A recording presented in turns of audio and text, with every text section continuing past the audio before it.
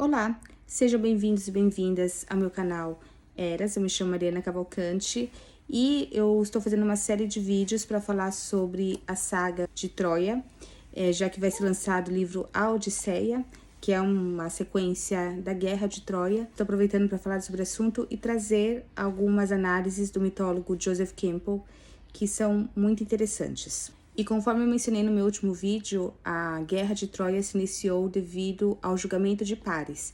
Paris, que era um príncipe troiano, ele foi abordado por Hermes, amando de Zeus, e Zeus o obrigou a escolher entre as três deusas, Hera, Afrodite e Atena, qual que seria a mais bela.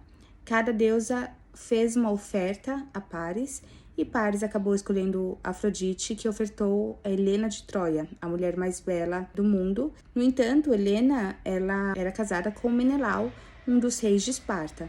E quando Paris visitou finalmente Esparta, como convidado oficial, do reino de Troia, Paris aproveitou a oportunidade e seduziu ou raptou Helena, levando-a para Troia, e assim se iniciou a guerra. E conforme eu mencionei no meu vídeo, Joseph Campbell afirma que Paris não foi um juiz de um concurso de beleza. Ele estava sendo obrigado por Zeus, ou pela vida, a fazer uma escolha do que ele vai aprender nessa vida. E ao escolher Afrodite, ele escolheu aprender a se relacionar ou a balancear as energias femininas e masculinas. E segundo Joseph Campbell, é justamente esse tema que vai permear toda a saga de Troia até a Odisseia. Sobre a Guerra de Troia e também sobre a Ilíada, o que Joseph Campbell traz é que essa energia masculina, ela se mostra totalmente desbalanceada. É uma energia masculina exacerbada. Tanto que a Ilíada, apesar da Guerra de Troia ter durado 10 anos, a Ilíada, ela foca nos últimos 52 dias de guerra e ela foca na ira de Aquiles.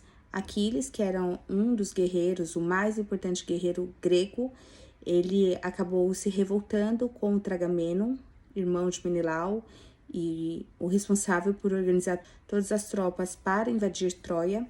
E também, posteriormente, Aquiles se revolta contra Heitor, um dos príncipes de Troia, o principal guerreiro de Troia também, por conta dele ter matado um de seus amigos pensando que ele estava lutando contra Aquiles. Então, segundo ele, a Ilíada ela mostra justamente essa energia desbalanceada que vai precisar ser balanceada posteriormente na saga da Odisseia. A minha opinião sobre o assunto, mas seguindo um pouco o raciocínio de Joseph Campbell. Independente do Paris precisar fazer uma escolha, na verdade, ele iria precisar passar por todas as deusas. Então, se ele escolheu, no final das contas, obter para si uma energia feminina, que é representada pela Helena de Troia, ele teria que passar pelos desafios da própria Afrodite, da Atena e da Hera. E na Guerra de Troia, a principal deusa foi Atena. Atena, ela é uma deusa guerreira, extremamente inteligente, extremamente astuciosa, estrategista, e ela é a deusa que protege sempre os heróis. Então, todos os heróis, eles tentaram buscar essa glória e obter esse status de herói. Então, nós temos Paris enfrentando Menelau, o marido da Helena, e acabou sendo humilhado por Menelau. Nós temos Heitor, que enfrentou Aquiles e acabou sendo morto por Aquiles. E temos o próprio Aquiles, que é um dos principais, que apesar de ser um grande guerreiro, ele não era mais honrado. Então, para mim, o guerreiro eleito a passar por uma próxima fase e passar pelos desafios de novo das três deusas, mas principalmente de Hera, dessa vez na Odisseia, vai ser Ulisses. Ulisses talvez não fosse o mais forte guerreiro, mas certamente era um dos mais inteligentes, mais astuciosos e estrategistas.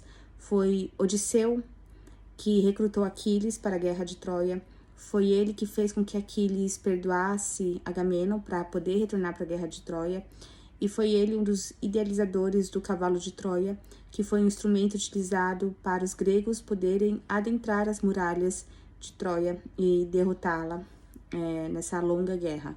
Ulisses foi, então, o selecionado a passar de fase e aprender realmente a balancear de novo a energia feminina e masculina para poder então voltar para sua esposa Penélope, que o esperou por mais 10 longos anos, né? No total, Odisseu ficou 20 anos longe de sua Penélope. Eu espero que tenha feito sentido para vocês.